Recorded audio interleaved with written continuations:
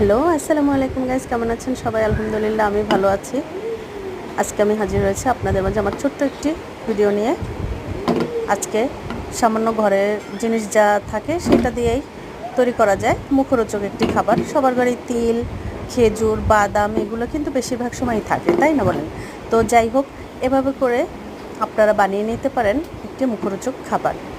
আমি এখানে খেজুর, তিল, চিয়া সিড, কিশমিশ, বাদাম, কয়েক রকমের পেস্তা, কাজু, তারপরে কাঠবাদাম এগুলো সব মিশিয়ে সুন্দর করে তৈরি করে নিয়েছি। আর সাথে সামান্য একটু চিনি অ্যাড করেছি। আমি এখানে মধু ইউজ করিনি, কারণ আমার বাইন্ডিংটা করার জন্য একটু চিনির দরকার ছিল, সেই জন্য।